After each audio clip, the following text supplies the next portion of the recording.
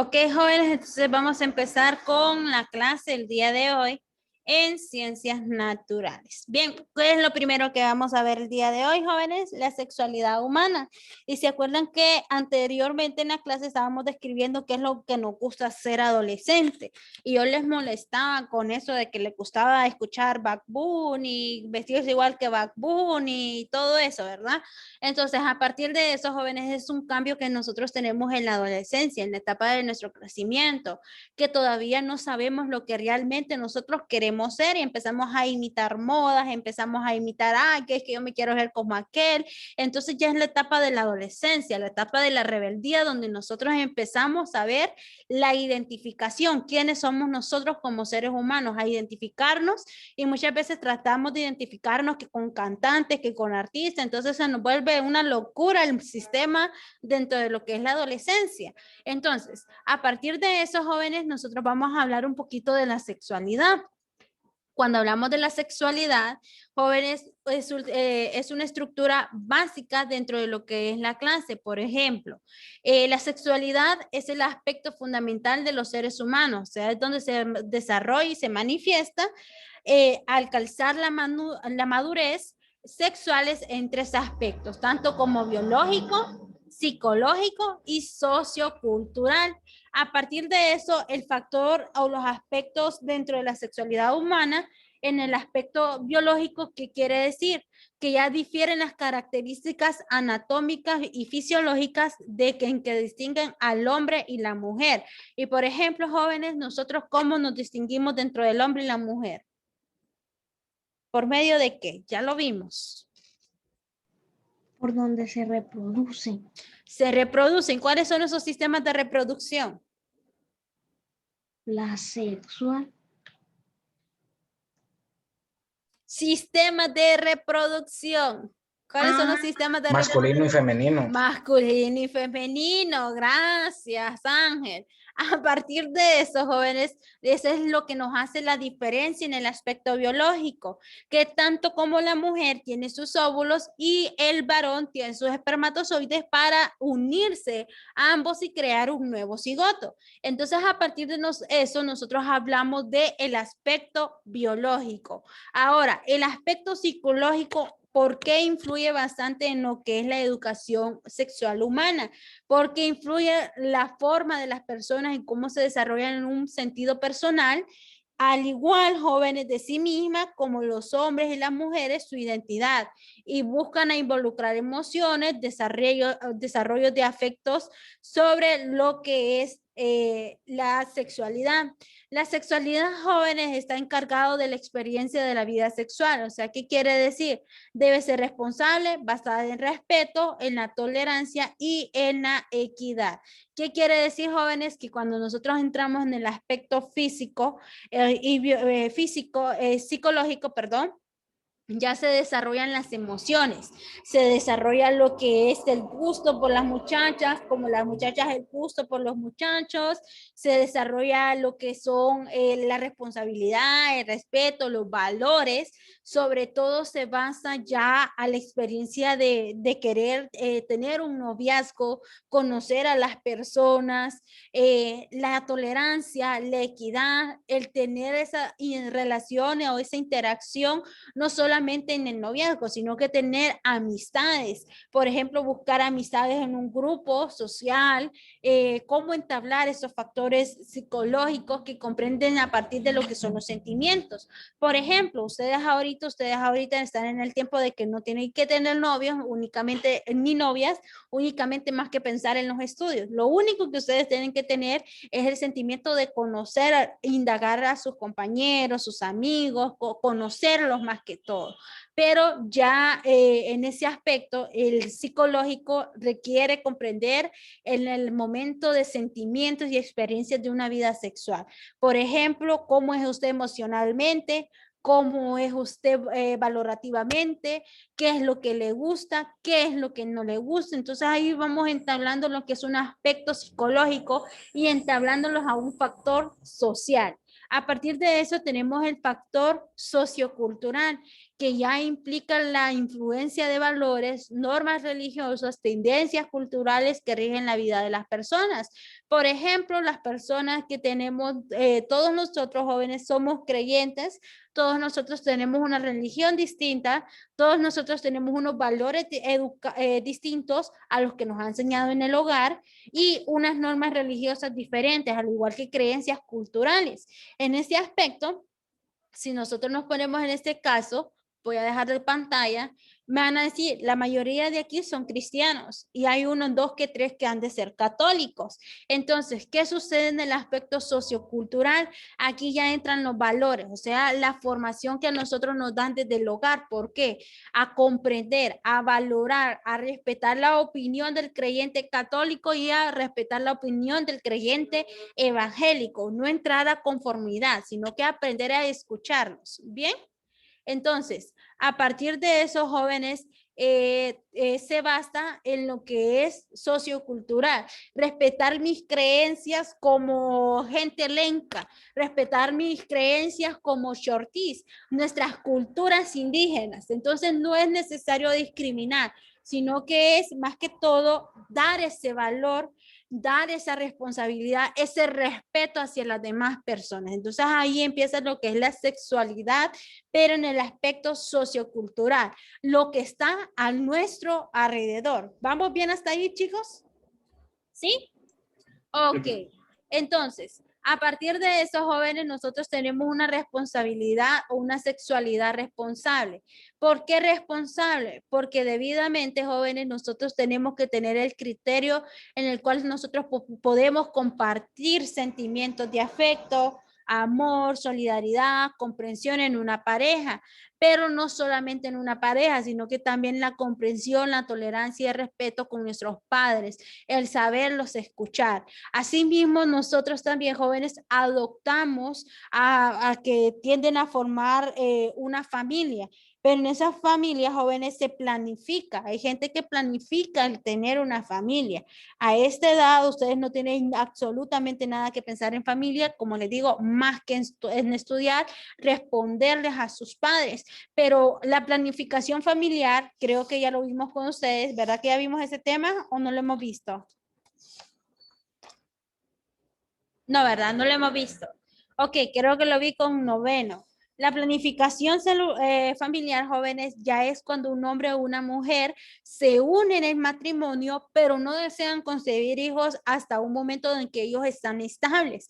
Entonces empiezan a planificar su vida, una, en sus condiciones económicamente, dos, cuántos hijos lograrían tener, tres, cuál sería el apoyo económico, cuál es el momento de la maternidad y la paternidad, hacer el rol y ese papel. Entonces ahí entran las condiciones óptimas de entender las necesidades de una sexualidad responsable, no solo por el tener el hijo o no solo por tener la hija, únicamente. ¿Por qué? Porque requiere bastantes adaptaciones para poder formar una familia.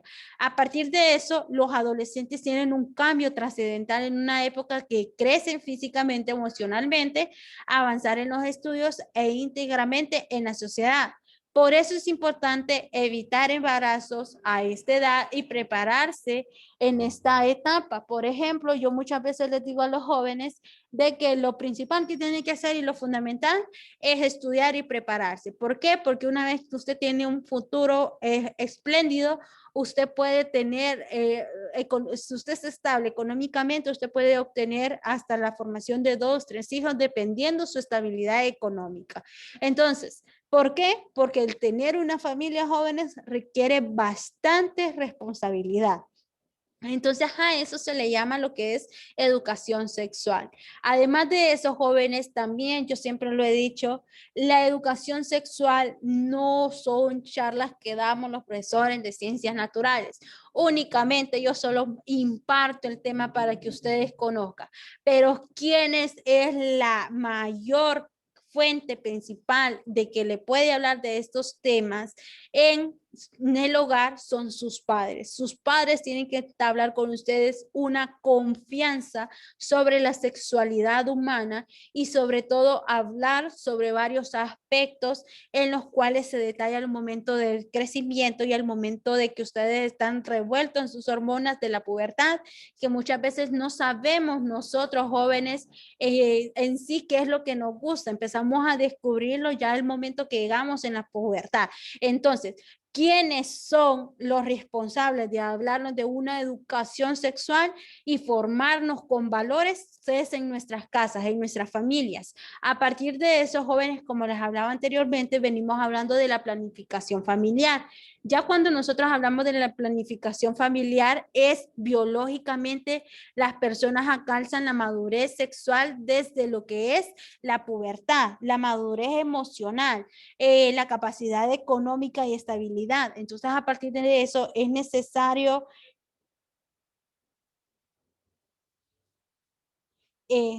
es necesario, jóvenes.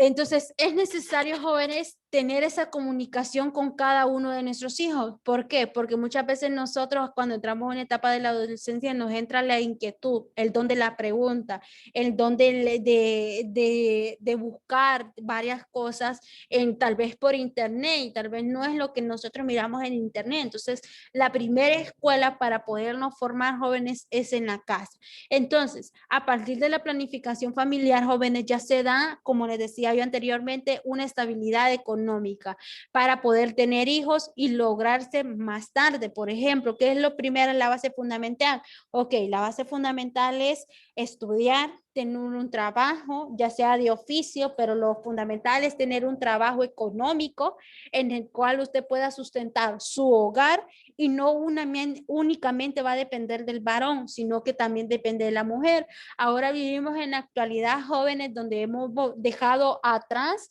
lo que es que antes las mamás eran las amas de casa. No, ahora hemos logrado las mujeres entablar, también trabajar y sostener un hogar. Ya no solo trabaja papá, ahora trabajan mamá y papá para darle la sostenibilidad al hogar. Entonces ya empiezan ellos a planificar de acuerdo a su estabilidad económica, de acuerdo a los aportes que tienen ambos y cuántos hijos podían concebir a lo largo de su vida matrimonial. Entonces, a partir de eso ya es la planificación que conlleva importantes cosas con que empiecen a conocer los métodos anticonceptivos. Entonces, para eso, jóvenes, cuando ya las personas deciden juntarse, pero todavía que no están en óptimas condiciones para tener hijos, entonces empiezan ellos de manera responsable. Y ahí es donde empiezan a tener en cuenta el compromiso que lleva y por eso es importante que las parejas conozcan sobre los métodos anticonceptivos.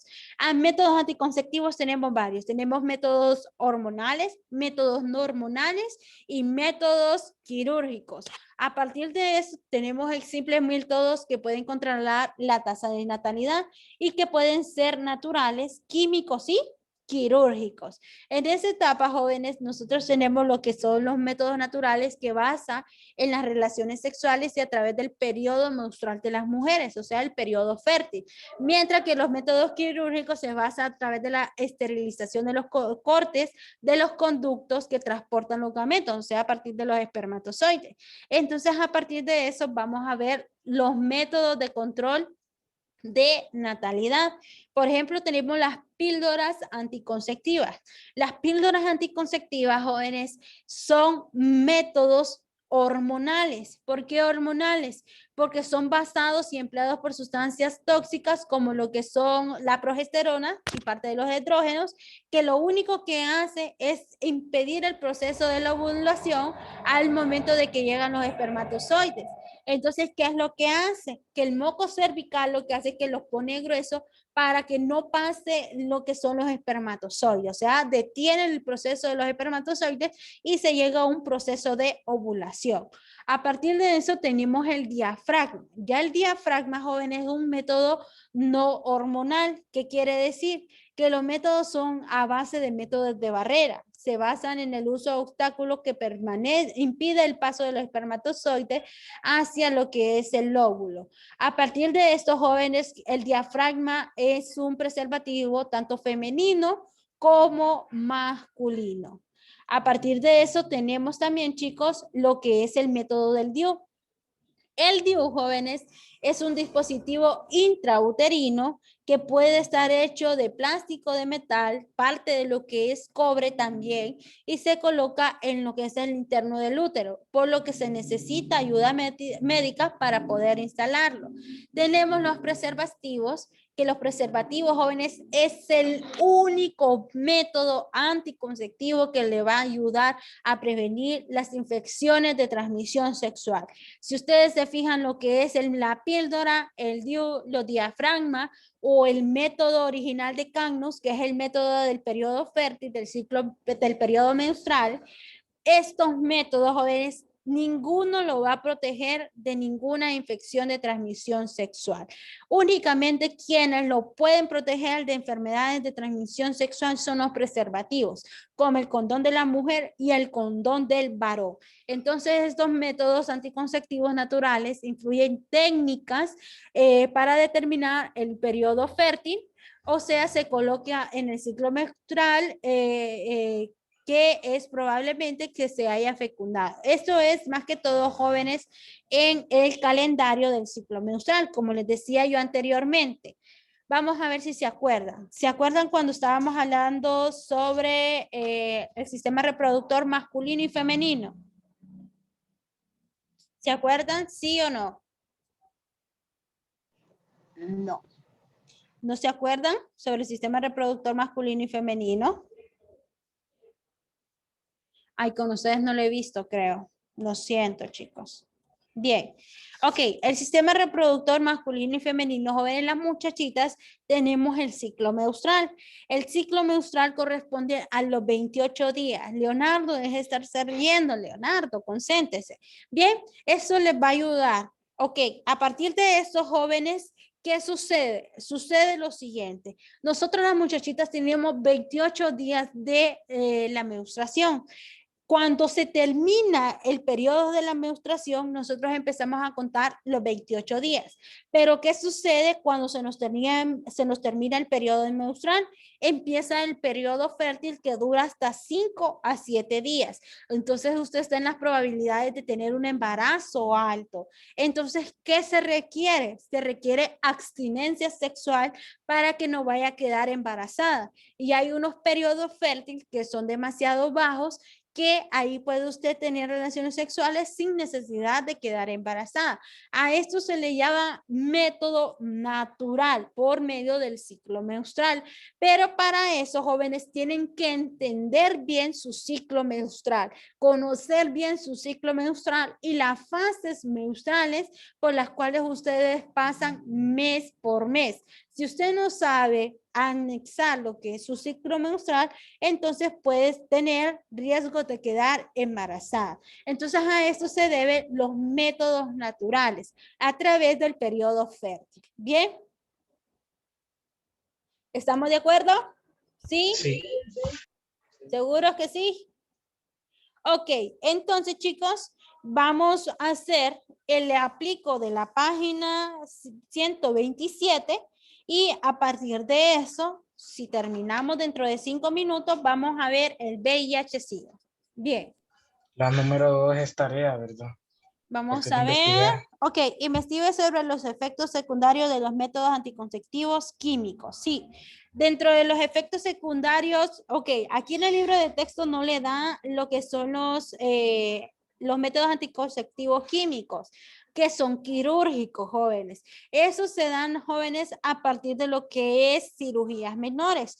Por ejemplo, tenemos la vasectomía, que la vasectomía, ¿dónde la han escuchado ustedes, jóvenes? Al hombre. Al hombre, muy bien. ¿Y el amarre de las trompas de falopio? La mujer. a la mujer. Muy bien, entonces ese es el impedimento, que cortan el conducto deferente en el varón y lo que hace que es que ya no se expanda lo que son las espermatozoides al epididimo. Entonces eso es lo que hace, se corta el conducto deferente para que no pase lo que son ya los espermatozoides y se lleva un proceso de 3 a 6 meses para que el hombre pueda tener relaciones sexuales hasta que se limpie totalmente lo que es parte del epididimo y el conducto eyaculador y parte de lo que es la uretra donde pasa la orina, y que esos espermatozoides que quedaron en ese conducto deferente, que llegan a lo que es el pene, entonces se pueda limpiar. Entonces a partir de esos jóvenes se da lo que es el proceso de la vasectomía. Bien, y en las trompas de falopio es que se cortan ambos orificios de la trompa de falopio donde le da el impedimento de los ovocitos, o sea que los ovocitos no puedan llegar a parte de lo que es parte de lo que es, ay, se me olvidó, se me olvidó esta parte, del endometrio del útero de la mujer, para que no llegue a relacionarse con los espermatozoides. Entonces, por eso se cortan las barreras de las trompas de falopio y se amarran. ¿Bien? ¿Estamos de acuerdo? Espero que hayan anotado eso porque eso no está en el libro de texto y como les digo, este parcial no hay guías de estudio, así que muchas veces mis exámenes son con lo que explico en la clase. ¿Bien? Bien, trabajando en la página 123 del libro de texto. Vamos, hacerme y completar el mapa conceptual de los métodos anticonceptivos. Vamos, trabajando.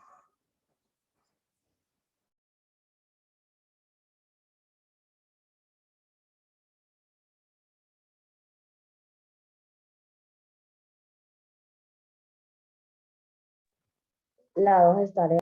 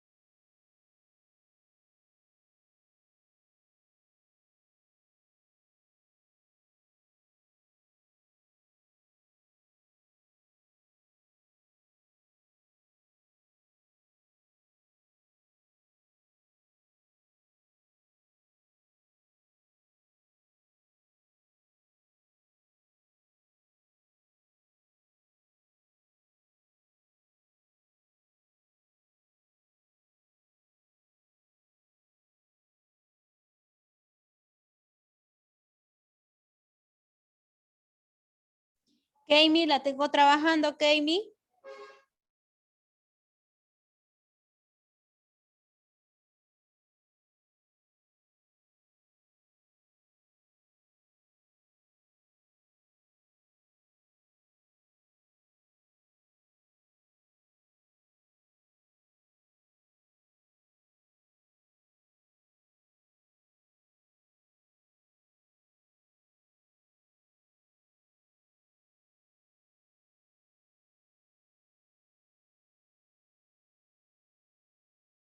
Ya, profe.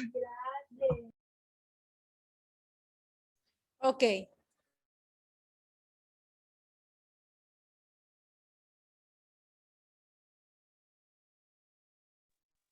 Ya, profe. Ya, profe. Ok, ya les ayudo. Permítanme.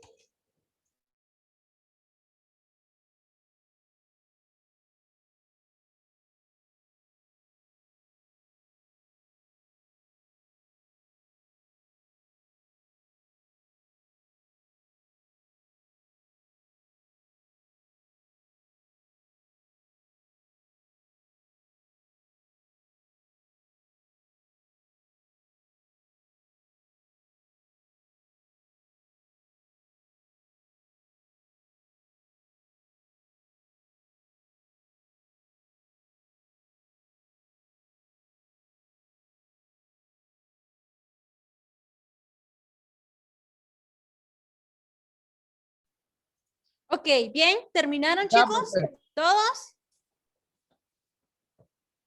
¿Todos ya terminamos? Me falta un poquito.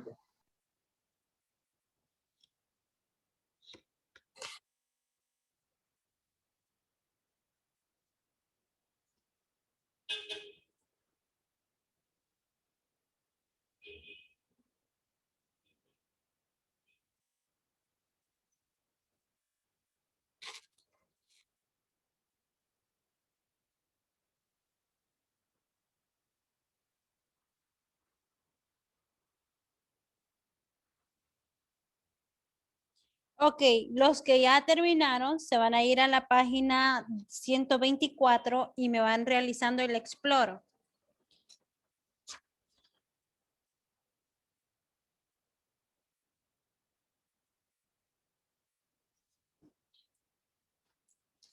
Vamos, 124 y realizando el exploro.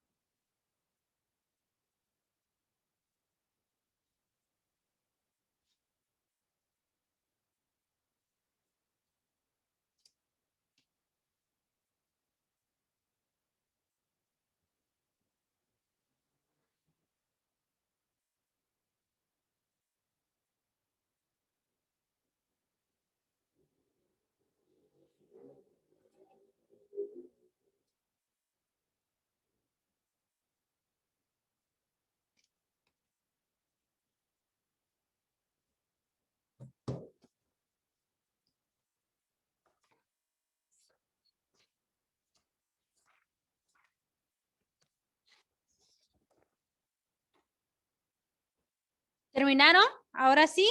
Ok, nos vamos a la página 123 del libro de texto y vamos a discutir el...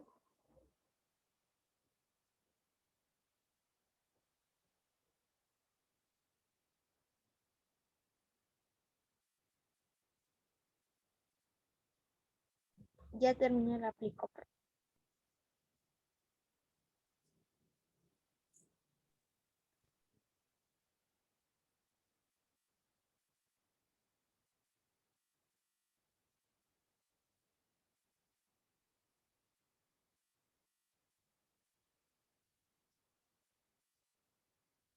Permítanme que les estoy subiendo la tarea.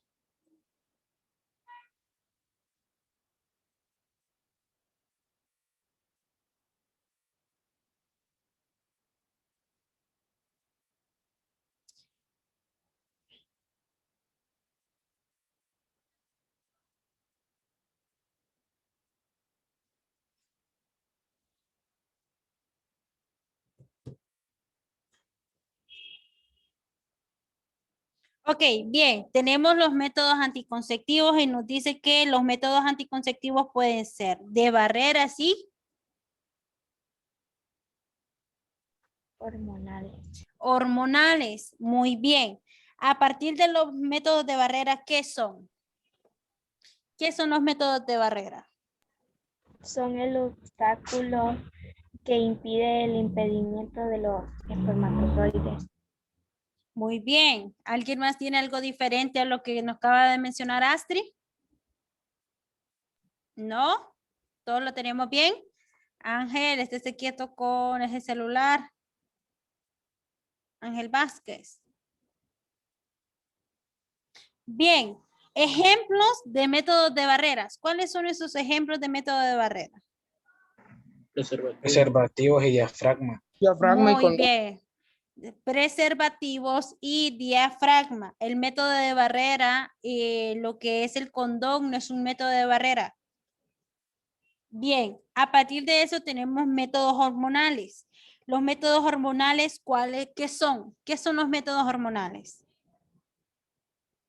Vamos, que no me participe solamente Astrid. Ahora quiero a alguien más. Vamos.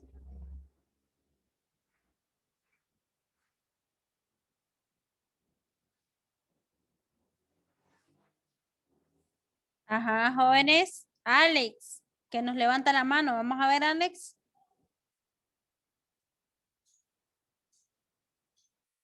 No, profe, es que era Afectan la porque- ovulación, es decir, la producción desde los óvulos en la mujer. Pues, sí. Muy bien, excelente, muy bien. Ok. ¿Cuáles son los ejemplos dentro de lo que son los métodos hormonales, jóvenes? Píldoras y inyecciones. Píldoras y inyecciones. Muy bien.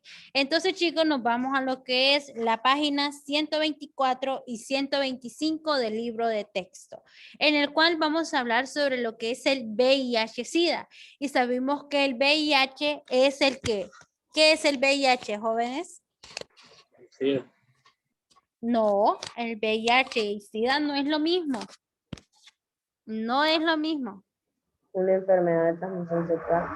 Es una enfermedad de transmisión sexual, pero VIH, ¿qué significa? Virus de inmunodeficiencia humana. Humana. Mientras, jóvenes, que el SIDA ya es el síndrome del virus. Son dos cosas muy diferentes y eso lo tienen que tener en cuenta. Cuando hablamos de VIH, es el virus de inmunodeficiencia humana. ¿Qué quiere decir? Que el virus únicamente está presente en las células y que no ha llegado a ser síndrome. Entonces, ¿quién retiene ese virus? Lo tienen los antivirales. Ya a partir cuando nosotros ya se habla del SIDA, estamos hablando del síndrome de inmunodeficiencia adquirida. ¿Qué quiere decir? Que la enfermedad se ha producido más que el virus del VIH. Entonces, a partir de eso son dos cosas diferentes. El virus, jóvenes, es que está presente en la célula y con medicamentos antivirales se ha detenido en el sistema inmunológico. O sea que los antivirales hacen que el virus no se manifieste rápidamente en el organismo. Mientras que el síndrome del SIDA ya es algo más que afectó a todo el sistema hormonal. O sea, viene siendo como, por decirlo así, la etapa adulta del virus. Entonces, a partir de eso son dos cosas diferentes, ¿sí? ¿Estamos de acuerdo hasta ahí? Sí, ok. Coloreé las maneras de prevenir infecciones de transmisión sexual. Vamos a ver, Kami, ¿cuáles son las que usted coloreó, Kami, con respecto a las infecciones de transmisión sexual? Usar preservativo Ajá. y tener una sola pareja. Tener una sola pareja. Muy bien. Josué. Yo le puse usar preservativos y tener una sola pareja. Muy bien. Astrid. Tener una sola pareja y usar preservativo. Tener una sola pareja y usar preservativo. Muy bien. Vamos a ver, Alejandra. Tener una sola pareja y usar preservativo. Vamos a ver, Cristian, Tener una sola pareja y usar preservativo. tener una sola pareja y usar preservativos. Aletres. Tener una sola pareja y usar preservativos también.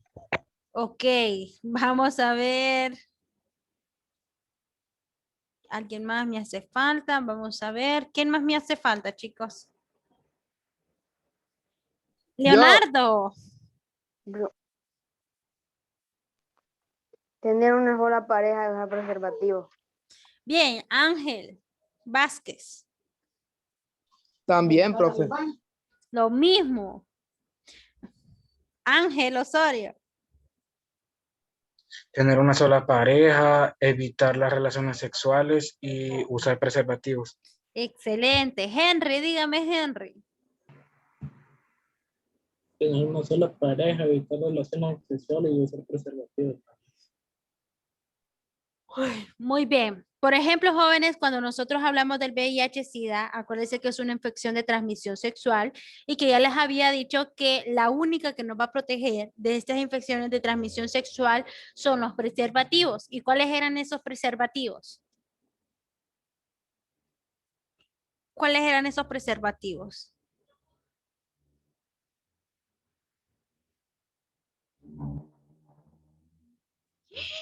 No es Condones. posible los condones, no es posible que se les haya borrado cassette, si hace poco se los mencioné, jóvenes. ¡Qué barbaridad! Bien, a partir de eso, jóvenes, empezamos con el tema del VIH y SIDA. Bueno, como les decía anteriormente, jóvenes, el síndrome inmunodeficiencia adquirida, SIDA, es una enfermedad producida por lo que es el virus VIH, que ataca las células del sistema inmune, lo que reduce su capacidad defensiva y causa la destrucción. Ya el VIH es un retrovirus que se aloja y reproduce en los linfocitos de las células sanguíneas del sistema inmunológico. Era lo que yo les mencionaba anteriormente, es que ya el síndrome de inmunodeficiencia adquirida, SIDA, es una enfermedad producida por el virus del VIH-Sida, pero en sí el VIH, jóvenes, es un retrovirus de la enfermedad. Entonces, como les digo, son dos partes diferentes de la enfermedad.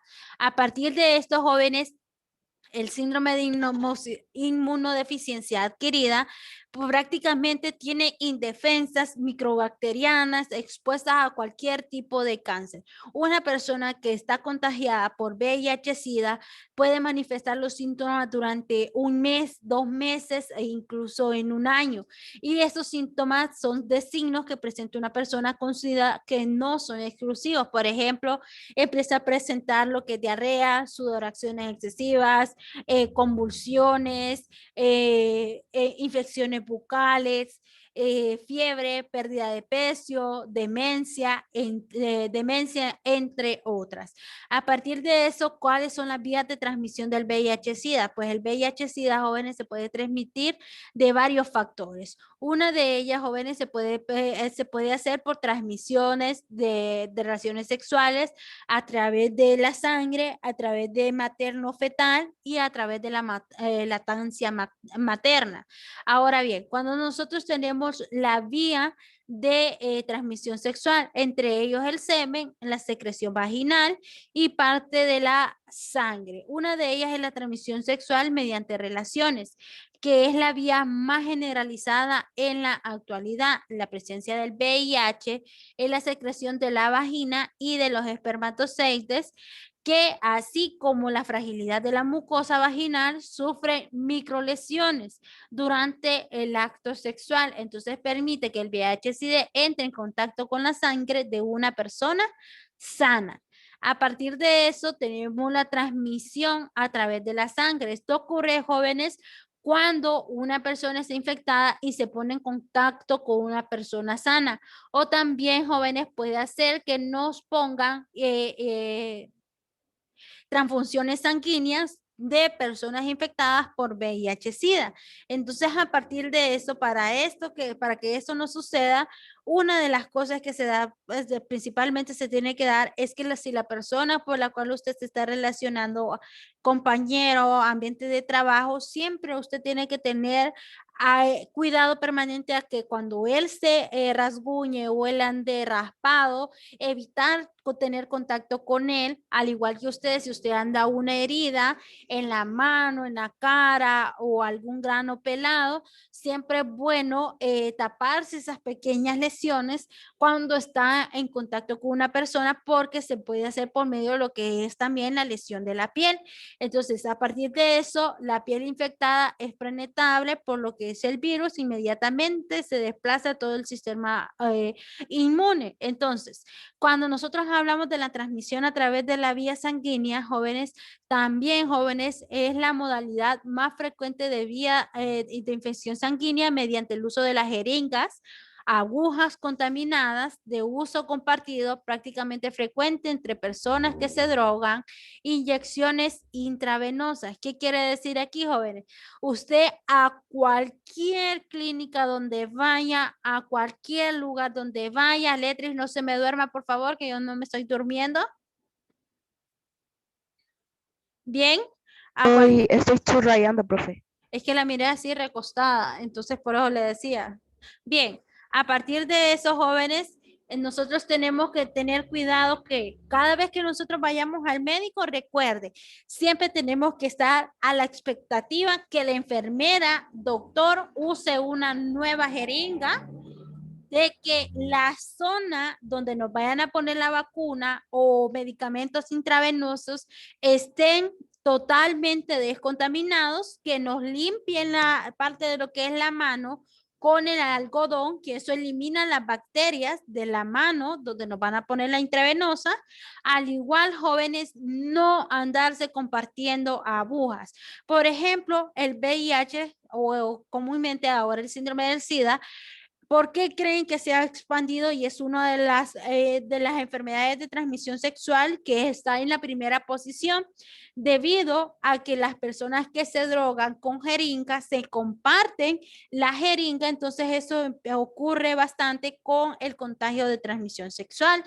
También, jóvenes, se da por lo que es, como les decía, transfusiones sanguíneas, entre otras. Entonces, a partir de eso hay que tener restricciones al momento de que nosotros vayamos a la clínica, al momento de que nos den transfusiones sanguíneas, porque aunque no lo crean, muchas veces tenemos a padecer lo que son personas que padecen de anemia o otro sistema inmunológico o que necesitan pintas de sangre.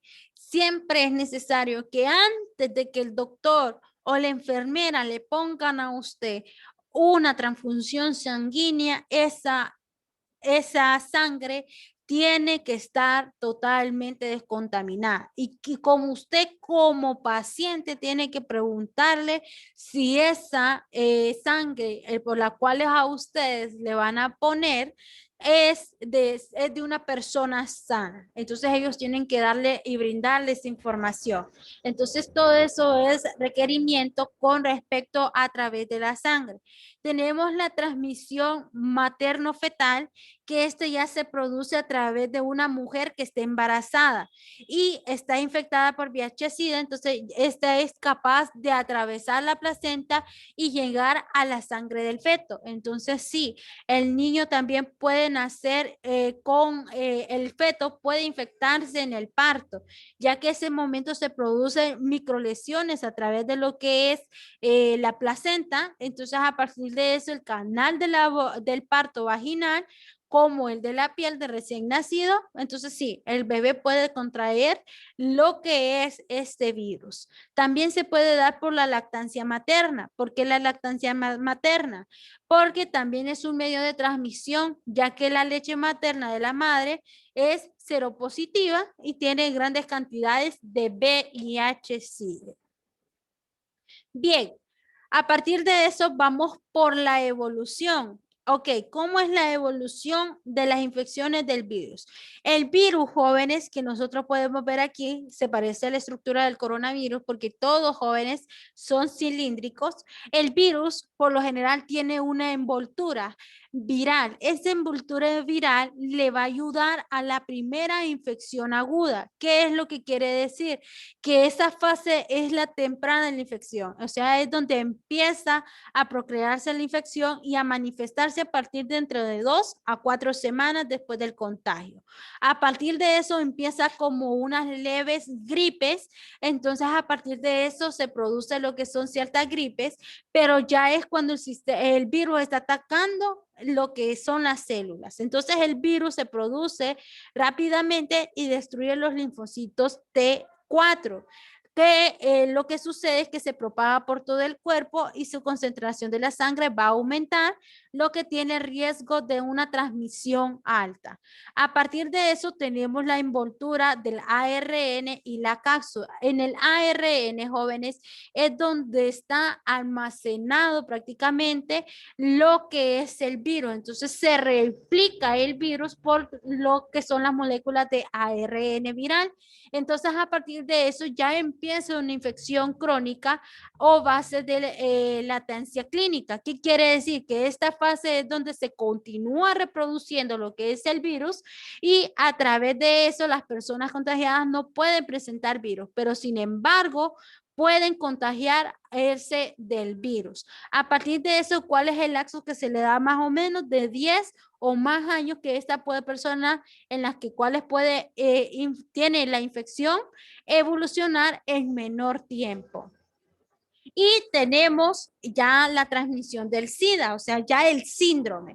A partir del síndrome, jóvenes, son las transiciones inversas. ¿Qué quiere decir? Que esta fase final de la infección del virus es prácticamente absorbe todos esos organismos indefensos y no se puede combatir la oportunidad. O sea, aunque esté tomando antivirales, ya la enfermedad está expandidamente y ya no tiene oportunidades y donde empiezan las complicaciones con lo que es a tener tipos de cáncer, a tener diagnosticados linfocitos T en menores gravedades o cuando se manifiesta la enfermedad oportunamente. Entonces ya una persona cuando ya llega al grado del síndrome del SIDA es más propensa a que pueda fallecer inmediatamente. A partir de eso, ¿cuál es el tratamiento? Pues el tratamiento del VIH-Sida, jóvenes, como les decía, son a través de medicamentos más eficaces disponibles, como son los antivirales, que son los que luchan para contraer la cura contra el SIDA. Así que a partir de eso, jóvenes, cuando empieza la etapa del virus, se pueden empezar a tomar los antivirales, que esto le va a impedir la evolución de la enfermedad a que llegue a ser síndrome del SIDA. Entonces, a partir de eso, el VIH-Sida o el síndrome del SIDA no tienen virus, únicamente tienen antivirales que impiden el retroceso de la enfermedad y que puedan ser propensos a llegar a los linfocitos o a la cantidad de células de los linfocitos TCD4. Entonces, a partir de eso, jóvenes, el virus del VIH-Sida no tiene cura, pero sí tiene antivirales que contrarrestan esas células para que no se pueda contraer o no se propague inmediatamente por los organismos, por el sistema inmunológico. ¿Preguntas hasta aquí, chicos? No, pues. ¿No? Ok, entonces me van a hacer la página del Exploro 125. Bien, en este caso, chicos, damos por finalizada la clase del día de hoy. Quiero que tomen en cuenta, si ustedes se fijan, tienen bastantes tareas. Tienen la de educación cívica, solo colocar la evaluación formativa porque ya la hicieron en clases, ¿sí? Ya les voy a crear el espacio. Tienen ciencias naturales, lo que es la educación sexual, el subrayado de la página 122 y 123. Y tienen que anexar en este documento la investigación del aplico número 2. ¿Bien? La investigación que nos da. Y tenemos el tema número 5, el VIH-Sida, que únicamente van a contrarrestar lo que es el subrayado y el aplico contestado. Eso es únicamente las tareas que tienen para el día de hoy. Bien, ¿preguntas? No, chicos, ¿cómo vamos con la plantita? Bien. Ya les empezó a crecer a los que no les había crecido. Sí, ya me creció un poquito. Un poquitito. Ok, excelente, muy bien. Acuérdense tomar captura de fotografía a diario y vayan anexándola al archivo, jóvenes. Ok, jóvenes, entonces sin más prejuicio, salgan a recreo, apaguen sus camaritas y si Dios lo permite, nos vemos el día de mañana. Bye. Adiós, profe. Nos vemos.